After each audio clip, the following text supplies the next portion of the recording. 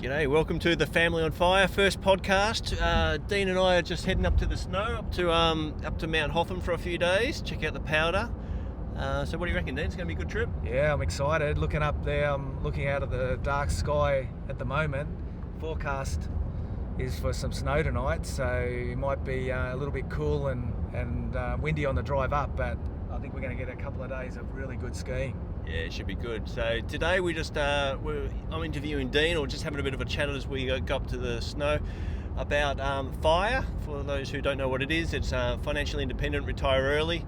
I've learned a few tricks off Dean over the years, so I thought it'd be a good idea to share that. And I think we're just about to turn off to Beechworth Bright, so it should be pretty good.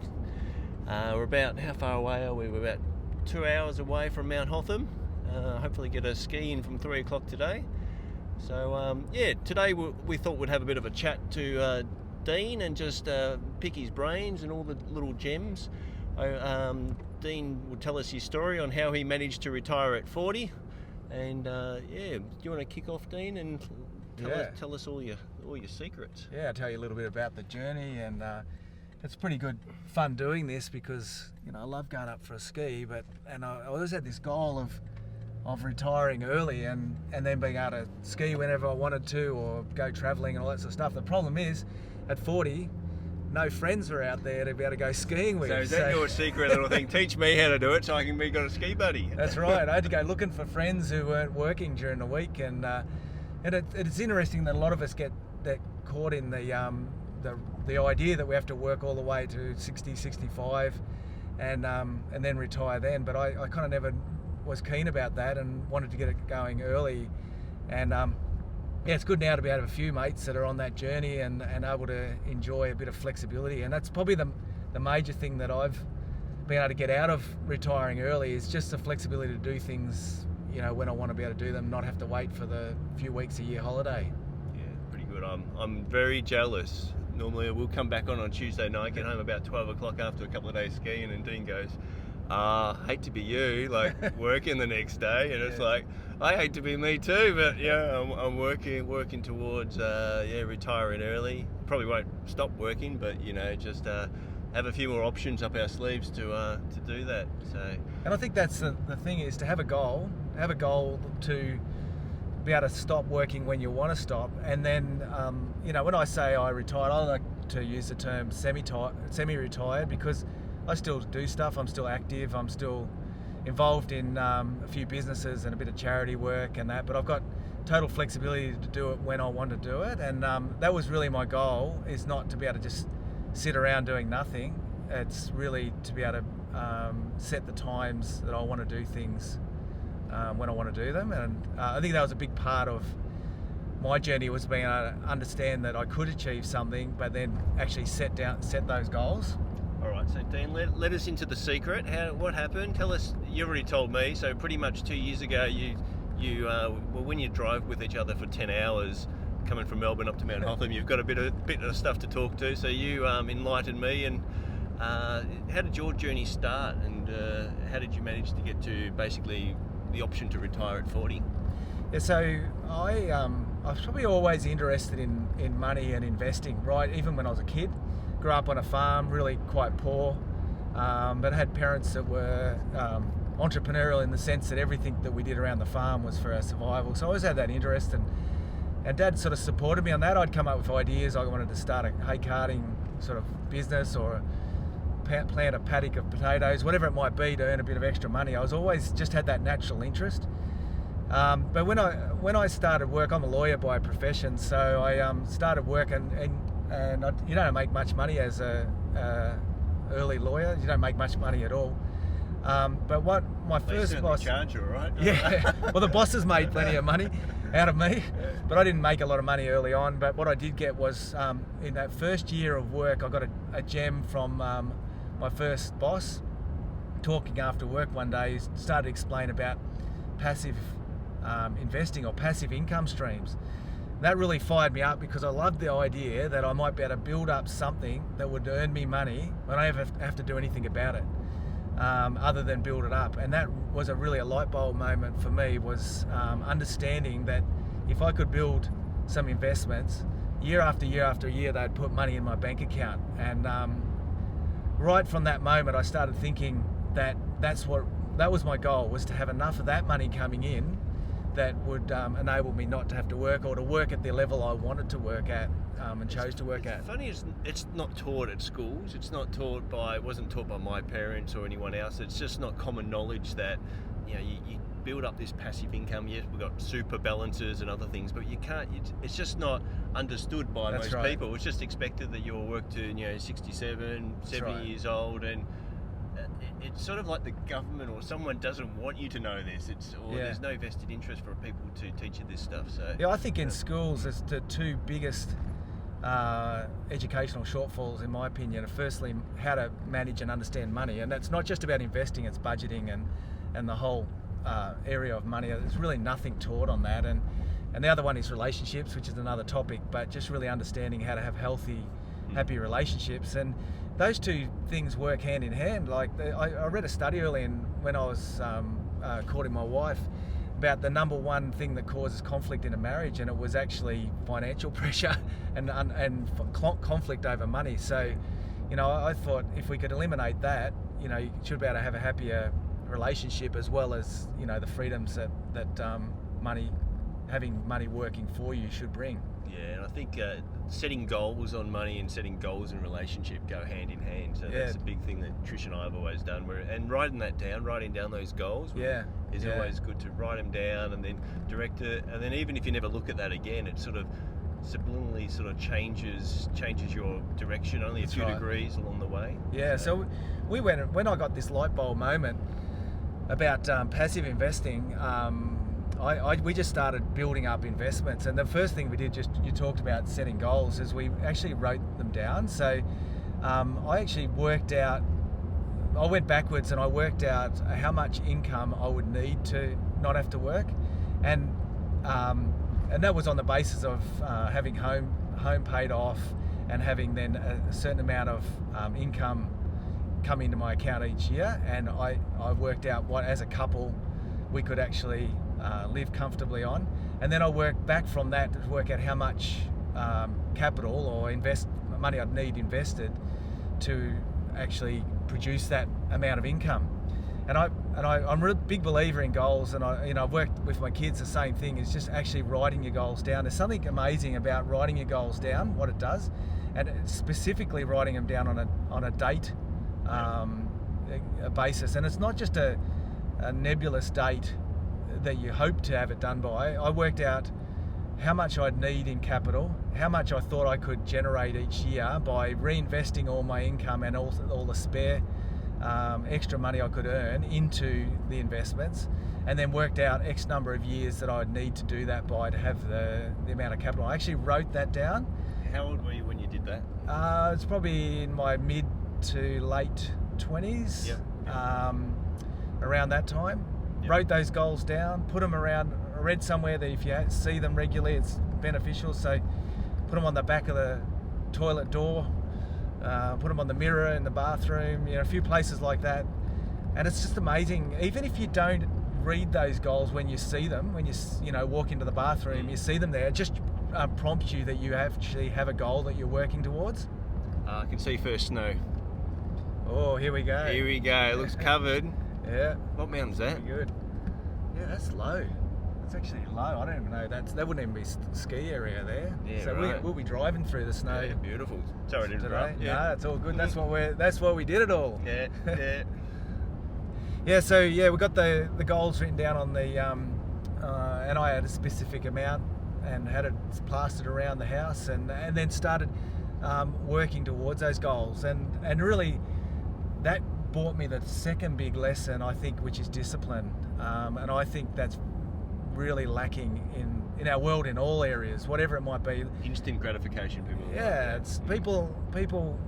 I've worked with so many people, and Cam and I were laughing about this a while back, and I'll say I know about a handful of people, maybe 5 families, and I've shared this journey with lots and lots of people, and I've got a lot of people fired up to do it, but only maybe 5 or 6 people, families-wise, have actually stuck at it. And that's discipline, and it's the ability to have delayed gratification, to go without a few things in order to have a goal achieved. And not many people do that. They think they can, and then a year into it, they come up with some other grand plan, and I want to go and do this now, and they just move and change their goal. But I was really focused. I really wanted to achieve that goal, so I wanted to stay really focused on that.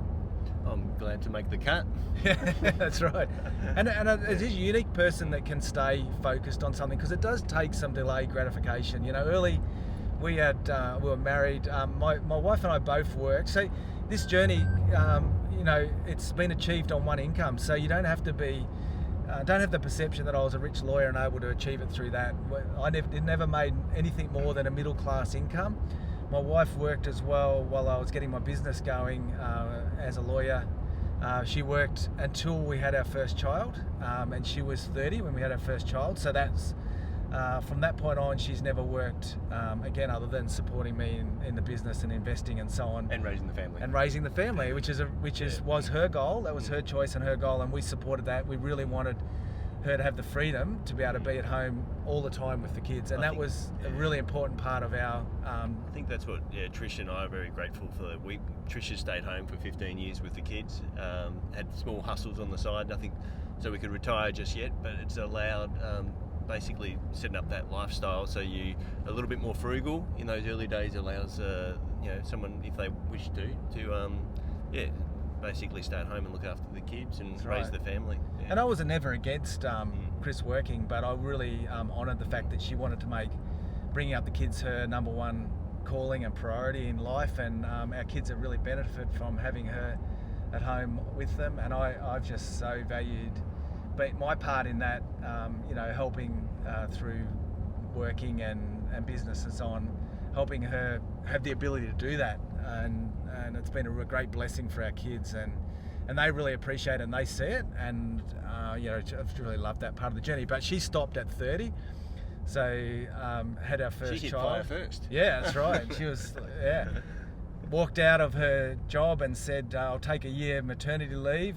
with never the intention to go back, but kept that as an insurance option open, and then never went back to work after that. So that's been a great journey. So, you know, what we've achieved from there has been on the back of you know, one income, and really being disciplined in that one income. We did a few things early on, you know, sacrifices, like, for example, one car. Oh yeah, yep. So, you know, when we had our firstborn, you know, most people would have two cars and I'd drive to work, but we chose I use public transport, and it was a sacrifice to Chris. She'd have to, and to Justin, our firstborn, have to sometimes wake him up to come and pick me up at the train station and so on.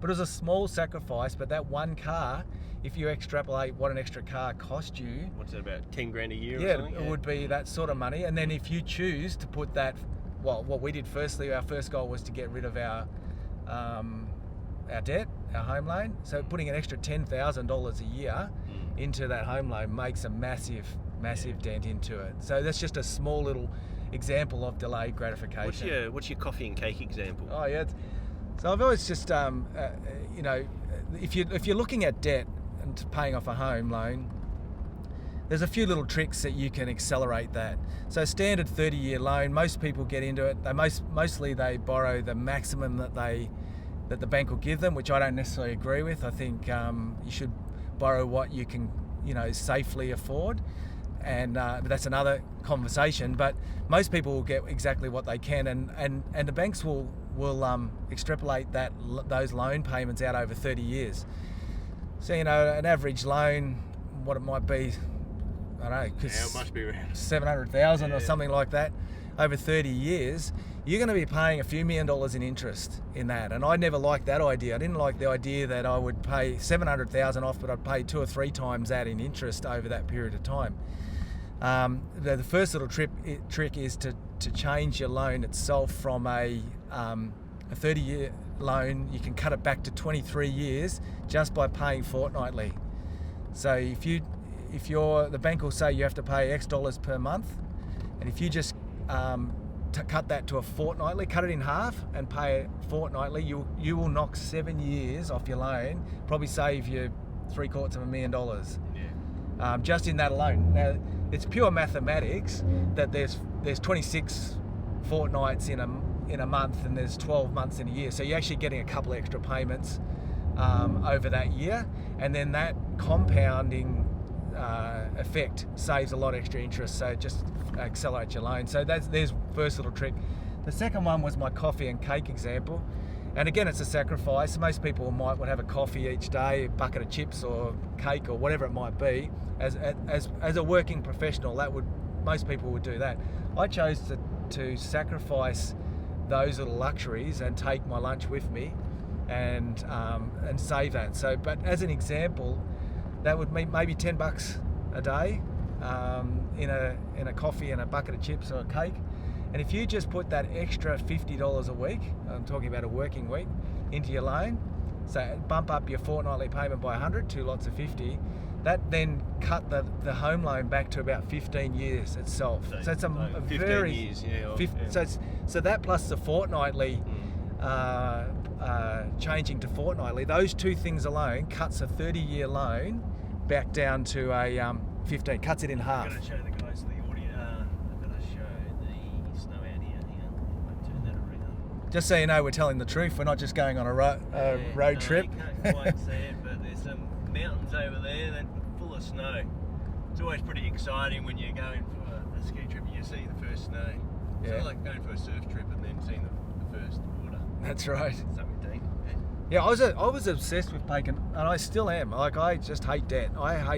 So I had a great hatred of debt, so that drove me to get rid of it really quickly. And, you know, like I use an example there, that's cutting that an average income can cut a 30-year loan into 15 years. Now, you're a bit of a coffee snob, I know that. Yeah. And so I've got your old coffee machine. That's it. And then so today we've brought our own coffee along, right? That's but you right. don't need to, but yeah, we're keen to get up the snow. We don't want to, I haven't hit fire yet. We're pretty close to, theoretically. But if you bring your coffee along, you save time, get up to the snow quicker, and you don't get deprived of not good coffee because I've got good I am beans. a coffee snob. Yeah. You know, like I have been known to turn down an instant coffee when somebody's offered when you me came one. to my house for the first time, you go, "You want coffee? Yeah, sure. No, I'm good, thanks." Yeah, that's good. Yeah. And like I haven't told you this, but in the bag I've got a box of LD pods. Right. Because I like a nice coffee. You know, we get up in the morning at the ski lodge we're staying at. They're going to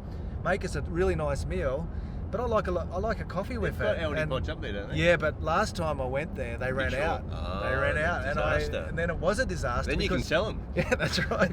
So I've got a backup plan now. Yeah. I've got my LD pods in there, and you know, as much as we laugh about it, and I'm not against going to have a coffee. You know, we'll buy a coffee, and I'm not a killjoy, and I believe in having, you know, a good time in that. But at the same time, there are ways that you can actually save money and still give you another one, right? So we used to have when we had a budget. We can talk about budget in a minute, but. When we had a budget, we'd have an amount that we'd have an allowance, and we'd get to a point, maybe we're a young family and a young couple, even before we had kids, that our fortnightly allowance for entertainment was gone. So no, I don't want to be a killjoy, but you know, there's other ways. We'd go to our friends and they'd say, let's go to the movies, and we go, look, our budget's done, but you want to go for a walk on the beach, or you want to come to our joint and we'll make popcorn and watch a movie at home. And you know, it's all a choice. You know, you can choose to just blow your budget and keep spending money on your credit card, or not investing that much that fortnight, or you can say, no, I'm going to stick to this plan. And that's what my goals made me do. Made me stick to the plan. I would rather miss out on a movie night and actually get closer to freedom. It didn't mean you missed out of the movie night. No. You just did a different way, that's right? So that's us and our family. Like we go down to Phillip Island a bit, and sometimes like people ask, oh, where do you eat out for dinner? And sort of like, oh, we got 3 kids and our kids are a bit ADHD like me, and they don't really sit still. So we just go to the fish and chip shop and like play at the park, go sand duning, go surfing. How good is fish and chips on a pier? Yeah. Like seriously, we can. Our family now, because we've got three kids that are now eat as much as adults. Yeah. I can't eat out at a reasonable restaurant for under $120 or something like that. Yeah. But how good is going?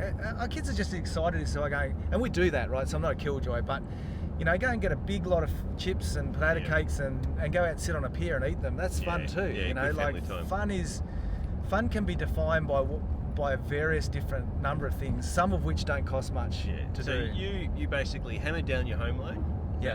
Step one. Yeah. Then you built up. You had a number that you needed to reach. Yeah. And then you needed to hit that, so you had enough passive income. Correct. To be able to retire. And you basically did that by 40. Yeah. Correct. So the home loan, I'll give you an example of how to cut it in half. But we crashed our home loan out in 6 years. Just put more than a coffee and cake into it. Basically, just really hammered away. We had sort of the opposite. We paid off ours in about 7, and I'm an engineer, so I don't earn as much as a lawyer, but but basically smarter on doing some fix-ups. So Dean and I help each other in different ways, but I help him occasionally fix a few things. And, that's right. So I basically put all of my wage onto the home loan. Yeah. The opposite. So everything owned a home loan, and then we try to minimise. We had a weekly budget, and then we could live off basically Trish's wage at the start. And then all of my wage just went onto the home loan. So that's sort of, and we could have probably paid off ours in about 5 years, but we ended up buying an investment property that sort of held us back a little bit. By about 30, 31, we had pretty much paid off our home loan. So the key thing about you doing that though was that you had a budget. Yeah. So some people there's a cracking view of some snow. Exciting. And that's down low again. Yeah. In these clouds you won't even see the snowfields. So we're down low at that point. But the key to what you did was you had a budget. If you don't have a budget, all you do is you pump it into your home loan, you spend it all anyway, and you save a little bit of interest along the way because but fairly minimal. Yeah. But the key is to have a budget, and with a budget you've got to write it down. Like you've got to write each element down, and you have to stick at it. And there's a number of ways to stick at it. You were talking about a free app out there. Yeah, I use Get Pocketbook free app. About 400,000 people I found out use that in Australia. So that syncs to all your different bank accounts. You can put monthly spends in that, and I like things that are automated because I'll do it for a little while then forget about it. So this one it gives you alerts when you've hit your entertainment budget. Dean was telling me about when you used to do it. You used to put the stuff cash in an envelope for entertainment. And more the old-fashioned way. But now it's the modern way is the app. So Get Pocketbook, we love that app, and I've only just started using it in probably the last couple of months or so. That's technology is just so good for doing this sort of stuff. You can work out. I talked about the capital you need. You can just work it out. I think on the FIRE website there's a way of working out how much capital you will need to have a certain amount of income to be able to live passively. Jump onto FamilyOnFIRE.com.au and there's a FIRE calculator, and that'll give you your goal. There's your amount, and then you've got to break it down in each year. But so we had our budget, and everything else we just ploughed into investing and into reducing that debt. When we knocked that off, one of the tendencies in life is you just lift your lifestyle. As soon as you do it, you say, "Oh, now I'll start." We're guilty of that. We did that. Yeah. Start having that coffee and cake every day, and because I had this extra goal, I want to get rid of the debt. Now I want to get to the amount of capital I needed to have that passive income. We then kept that fortnightly amount going straight into investments, and it kept the coffee and cake going straight into investments, the tax return, everything just pumping into investments. What that does, most people understand or vaguely have heard about the power of compound interest. Now most people have compound interest working against them because they get a big home loan and they pay it off over a long period of time. So the compounding interest works against them, and they're paying off a few $1 million in interest over their 30 years. Yeah. But if you can make that work for you, something magic happens that all that money that was originally paying off the home loan now started building up into capital, into that investment stream, and then as that earned money, that then got ploughed back in. So our coffee and cake and our tax return and that fortnightly payments that we're paying off the loans, plus all the money that was being earned. We didn't need to live on that because we weren't retired at that stage. So that all kept getting ploughed back into snowballing. We're not just saying snowball because we're going to the snow. But that's right. We've got our first drops of water, so that'll turn into snow soon. Yeah, but that snowball effect really kicked in for us. And I looked at it year after year as we're going through that, and it's like, man, how did that happen? We might have saved this much, but our investments have compounded that to grow even faster. So where did you put your money? What's your strategy? there's basically three things you can invest in the history of money, and that is, firstly is cash, which is either term deposits or bonds and that sort of stuff. Bitcoin. Yeah. Well, let's go back and just define what assets are. Yeah. So if you look at the proper definition of assets, it is something that generates income. So a lot of people loosely will call other things like Bitcoin, or they'll say, I've got an asset and it's a caravan or a car, and all those sort of things are not assets on the strict, they're property, but they're not an asset on the strict term. So an asset really is something that will generate and pay you income. So there's three things. One is cash, that will pay you an income. The second one is property, that'll pay you an income. Generally rent, you rent it out, whether it's a commercial property or a residential property, that'll pay you an income. And the third one is shares. Now, shares, the reason they'll pay you a dividend, and the reason that is that's just a business. Somebody's out there running a shop or a bank or a telco or whatever it might be, generating income, and then they're paying it out to the shareholders because they're the part owners of the business. So really, they're the three choices you've got. You've got cash in the bank, you've got property, and you've got shares. So cash in the bank's probably paying in Australia at the moment about 1% or something, if you're lucky. In Germany, negative. You're paying for the pleasure of having it there. Yeah. So I started out, I had a combination of, I steered away from cash straight away. Like, it's very easy to see that you're not going to get anywhere having all your money tied up in cash. And a lot of people have been burnt by, especially older generation ones who have been scared or haven't had the education about investing, put all their money into cash, and then interest rates over the last 20 or 30 years have gone from reasonable to nothing, and then you basically got to start eating your capital up, and I never wanted to eat my capital up. So over the years, and I still have some property, but my largest amount of assets are in shares, and there's probably another whole talk about why shares generate the best returns over the long term. You go the Peter Thornhill approach in terms of growing dividends. So I before meeting Peter Thornhill, who I'd say is one of my key mentors, and just love the guy. Get his book, Motivated Money, easy read. I think I've got the book here. I was going to show yeah, you guys. just like I love the fact that if you. If I got it the wrong way around, Motivated Money, Peter Thornhill. Dan and I went along to the conference. Best $30 you'll spend. This guy's had 30 odd plus years in the financial industry, and most financial planners don't add a lot of value, and this guy with $30 or get to his seminar adds just incredible value. And that was my second light bulb moment was understanding the power of, I call it productive enterprise, because some people hear shares and they go, oh, it's all risky and so on. But if you think of it as the history of business is about productive enterprise, the ingenuity of people who will develop things like the cochlear implant that is bringing hearing back to tens of thousands of people every year, but that generates a profit which goes back to the investors that invested in that enterprise. And really over the long term, you can't get past shares as the best long-term performing asset.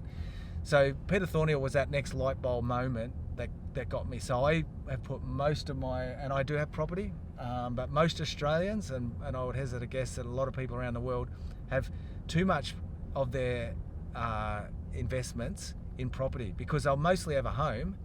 That alone, if it's worth $1 million, if they've got a few $100,000 in super, they're way weighted towards property as in their assets. So really, most average punters out there should be putting their investments into share portfolio, diversified share portfolio, sticking to good, solid, dividend-paying blue chip shares. And that's all I did. Just year after year, I just kept. Every time my account would build up with the dividends, I'd plough back into more. Dollar cost average, is that what you did? I actually didn't ask. You normally like whenever you get like a sum of like 10, 15 grand, put that into the shares? Yep. Just basically looking for the next best thing, or adding to my existing shares, just building that portfolio up. And the beauty of shares is if you've got it, let's assume we got to the point that the house was paid off, we've got a solid house property asset, you don't have to go and buy $1 million of shares in one click like you do with property. You can actually put it in chunks of 15, 20,000, and it just builds up over time. And that's like, sometimes I look at our portfolio now and I go, how the heck did that happen? How did that get from zero to that many zeros in this reasonably short period of time? And honestly, it's about discipline, sticking to the goal, and just continuing to plow that in time and time and time again. So you never took the foot off the pedal? No, once never. you paid off the debt, you Correct. just basically ploughed it into shares. Correct. So you hit that number? Yeah. And so at 40, we hit our number, and I sold my legal practice to my partner and bought a caravan and hooked up the caravan. Had at the time a 3-year-old and a 3-month-old, and we headed off around Australia. So that's probably and had about a wonderful probably time. 25 to 30 years earlier than most other people. Yeah, I'd say most people are going to, when they're 65. And I would prepare to say that most people will try to do it at 65 and not have enough. Yeah. Most people's lifestyle, this generation's lifestyle, is not like the previous generation's lifestyle, who are able to live off the pension plus a bit. Yeah. We're not able to do that anymore. Most people are going to get there and they're going to have $700,000 worth of super and a house paid off, and not have a lot to live a reasonable lifestyle. But at 40, I've still got energy to be doing stuff with the kids, and we travelled for a whole year around Australia and had just a wonderful time with the family. Like, no matter what happens to me with my health, things can come out of left field, right? Yeah. I could, you're talking to a friend who's got issues with health, and things like that can come out of left field. Nobody can ever take back from me that year traveling around with the kids. Now then I get back and I've got a 4-year-old and a 1-year-old. I'm now semi-retired. I'm still doing charity work and different things like that. My kids are not even at school. One of the downsides in this whole story is my kids have never seen me work a job. So I don't know what that's going to do for them. Our family so they're going to jokes. inspire them, or they're going to go. Our family jokes. We want to be one of the beverages. We want to be one of the kids that Dean's kids, because they go on good holidays. But there is a downside to it. What if they go, I don't want to do this work thing. I never saw Dad doing that. Yeah. So, but I'm trying to explain to them and teach them that there are other ways for them to generate an income. And yes, they need to be disciplined and learn some of these lessons. But I'll get you to hold that. I'll just look at these. Yeah, we get some. Where do we come through? Just Murderford. Yeah, this is Myrtleford, beautiful part of Victoria, Australia. One of my favourite spots. A bit of snow on the very, very low mountains. Yeah, that is just amazing. Yeah, it's from 4 years old, after that trip around Australia, we've been able to, as a dad, I've been able to be there when they get home, take them to all the sports trainings that they do, and I'm always there with them, and that's a big payoff of discipline. So I sacrificed a few things, but the payoff is all those years. I'm now 50, so I've had 10 years of being with those kids and seeing them grow up, now 19, 16 and 13, and just being able to enjoy those years with them and really input in their lives. Now the goal is to teach them that they need to still be disciplined to work and to build their kind of wealth. You don't need to work. Dad's got enough money. Well, I'm trying to actually avoid that mentality. I've helped them already. They've got a share portfolio. Their shares are, and that's the power of time. In any form of investing, it's time. The longer you can have your investments. Now, my son's 13. He had a motorbike for a present, and he wasn't using. He'd grown out of it, and he said, "Can I sell it and put it in shares?" And now he's done that. That's a magical moment. Yeah. Kieran's doing that with my boy. He wants to save up for a mountain bike, and then he's got some Argo shares, and he's seen the dividend and seen them go up in value, and then he goes, "No, Dad, I might get a second-hand mountain bike and put the $500 into shares, and then I'm going to not get $20 every dividend. I'm going to get like $30." And we need to remember that $20 in our kids' bank account is huge, and it's actually a powerful lesson. Yeah. And my son just started uni, and he hasn't got himself a job yet, and it's. But he had a very empty bank account. And part of our lesson to our kids is actually not to give them too much. We want them to be able to learn how to do it themselves. And got a big bonus dividend came in 3 months ago, and when that hit his bank account, his eyes were like wide, and he's going, "Wow, that's enough for me to live on his living," because he lives at home, but he needs $20 or $30 a week to bits and pieces, and that was going to be 5 or 6 weeks worth of living, and it just like appeared in his bank account. And that's one of the ways we're doing is I'm helping them understand the power of investing, and every time dividends come around and they pop in their account, they cheer. They really enjoy that, and then they're saying, if I can save up a bit more, I can get another little holding of shares. So and I think watching over the years is really, really important. I think one of the biggest mistakes I made is actually when I was 15, I bought my first share in CSR. I rang up a local radio station because my uncle had told me about shares, and I asked my dad, "Well, Dad, what's these share thing? I want to be rich, or want to be able to have a good lifestyle." And so I rang up a local radio station, Alan Bond at the time, and he said, "Oh, yeah, buy some CSR shares and Northern Territory bonds." And I bought the $500 that I'd saved for doing local newspaper rounds and so forth, the life savings. Put it in there, and CSR had an asbestos claim, so the shares after 2 years went in half the value. But probably about 5 years later, they doubled from what I bought. So I made a couple of grand out of it. Yeah. And so over long term, it was a good education. Education both ways. How a share can go down. So with like a listed investment company or something like that, it's got low fees. It can be good in the sense that it's diversified for a small amount. So all our kids have basically started off with a $500 portfolio of a diversified share, like in Argo, and that's going to cross 50 or 60 or more companies. So hopefully they don't have the same shock I did when I was a kid. Something like Argo for most people is where they should be, because what it gives you it's been around for 60 odd years, and all that company does is buy shares in a variety of blue chips companies that year after year pay good solid dividends. So by buying that stock, you can buy one stock and you've instantly got diversification. So within that portfolio, you give you the CSR example, which is now offloaded to James Hardie now, all those asbestos liabilities are still there.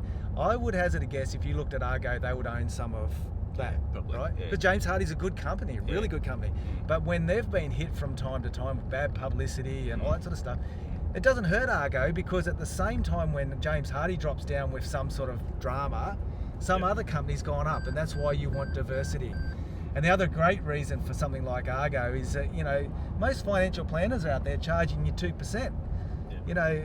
Why pay somebody 2% for doing nothing when you can go to Argo and they're 0.1% or something like that cost? I think in my 20s I went to like 5 or 6 financial planners, and all of them told me, come back when you've got at least 100 grand, and I had like about 10 grand. I said, how am I going to get to 100 grand? Because you're meant to help me to get to 100 grand. So and I think the fees, even if they did want to help me, it would be like 2% plus a 3 grand analysis. Exactly.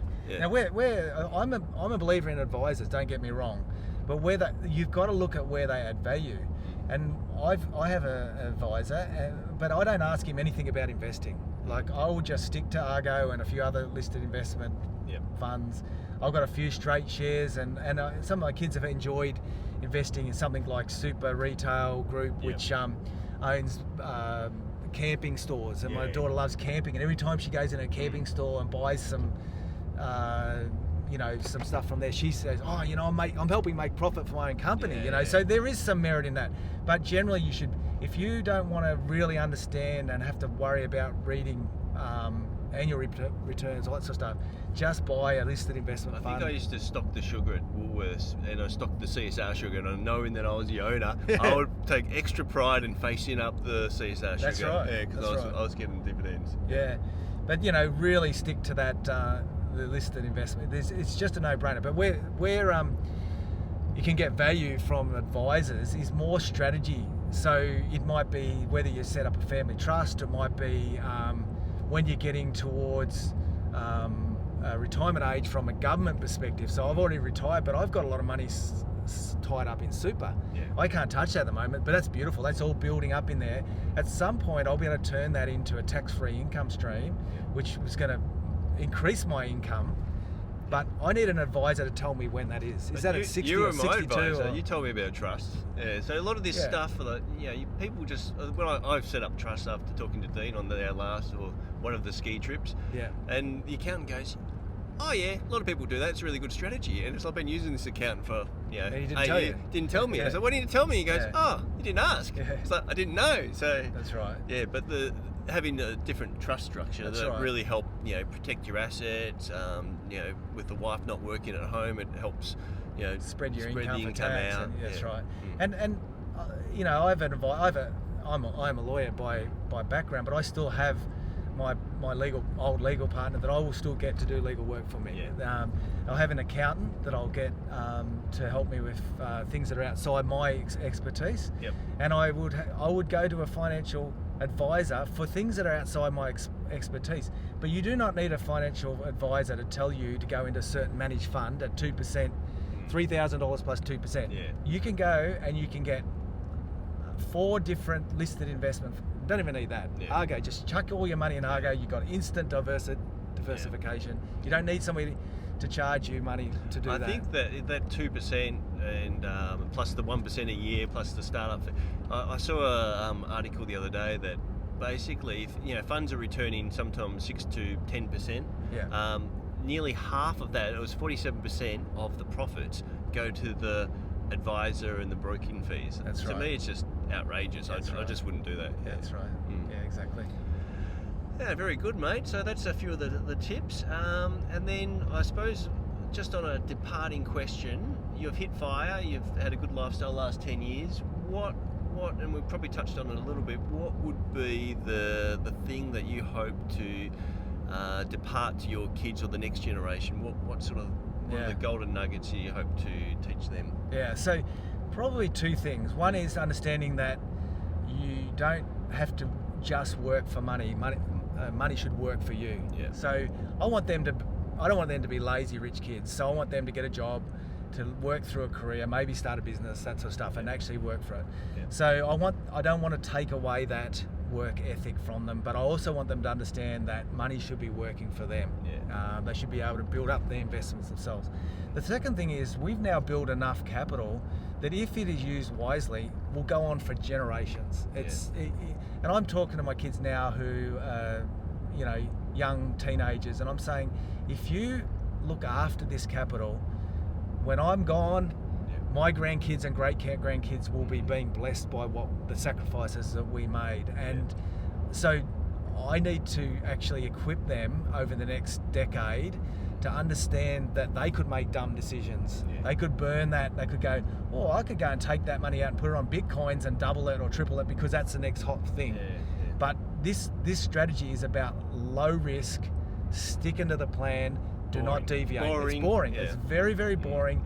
Yeah. And there's a human tendency to want to chase something else. And everybody has made mistakes in those areas. And somehow I have to get through to the kids. That's my goal, is that if you stick with boring, you're going to be wealthy. Yeah. If you stick with boring, your kids are going to be wealthy. And if you stick with boring, your grandkids are going to be wealthy. Yeah. If you deviate from that, you could burn the what we've done. Yeah. And then Look at the snow. Sorry, Dean. yeah, look at that. I'll get Yeah. on camera. Hang on a second, guys. I'll let you in on this one. You can see it through there. Is that? What mountain's that? Oh, that's just the foothills. That's not even wow. I don't know. That's down low. This is really Feathertop good. up to the left. Yeah, Oh, that must be beautiful. the winery, not Feathertop, is it? Yeah. No, So yeah, just encouraging anybody who's taken the time to watch this to that it is possible. A lot of people want to, but they think it's not possible, and it's really about a few things: delayed gratification, having a budget and sticking to it, having a goal and a plan and sticking to it, and then just invest in boring old things. A diversified portfolio of boring shares through Argo or a few other listed investment funds, and just stick to the plan. Stick to the plan. Really good. And I think sticking to the plan, so when the markets do drop, you don't panic, right? That's Correct. it. If you know that strategy, then for me, we've had a pretty turbulent week in the stock market. That's right. You get excited about that? That's Peter Thornhill. Absolutely. Said he loves it when it goes down. My cash that's built up through dividends is burning my pocket at the moment, wanting to get in there and invest in more. Yeah. And the way that I've disciplined myself to handle downturns is because it's generally panic, and there's generally a crisis or something that's happening. And the way I handle it, and my wife handles it even better than me, because she'll just say, when is the dividend still appearing in your bank account? And I go, yeah. Well, what do you care about the capital value then? The capital value goes up and down over time. Chris on you next time. That's right. But the capital value will go up and down over time, depending on people's fear and greed, and all those sort of things come into it. But we're in a crisis at the moment. The market's up and down at the moment. You know what? Most of my stocks that reported last week put their dividends up. Yeah. In the middle of that, and then what are they yielding, like 4% at least? Yeah. In Australia, you get fully franked, so then And if I base it back on when I originally invested in some of these companies, I've got companies that I'm getting 25 to 30% of what I originally put in that money. Now they've gone up in value, so it's still like 4% based on a share that's gone from $25 to $200. Yeah. But if I work my return, my dividends back, I'm getting every 3 years, I'm getting the whole of that investment back every 3 years. Yeah. So, and it's only because I've stuck at it over the years and haven't chopped and changed. Some people chop and change, and I look back and go, oh man, I burnt that again. Stick with the plan. Yeah, that's really good. Stick with the plan. Hey, awesome work, Dean. This is Family on Fire. So if you've got any questions, this is our first ever Family on Fire video. So subscribe to us, like us, ask any questions. We'll do a follow-up clip if there's some good questions. Yeah. Good on you. Thanks, guys. And we're about to, where are we now? We're about to hit Bright. Yeah, beautiful. Next one. All right. See you guys. Bye. All right, we're here at Mount Hotham, just getting the ski from 3 o'clock. Hey, Mr. Dean! Family on Fire. Well, we made it. How was it? Good payoff for the big drive. Yeah. And snow's looking beautiful. Yeah, you just need me to fully retire and then enjoy every day doing this. That's right, a whole season. Yeah. A few years, a whole season.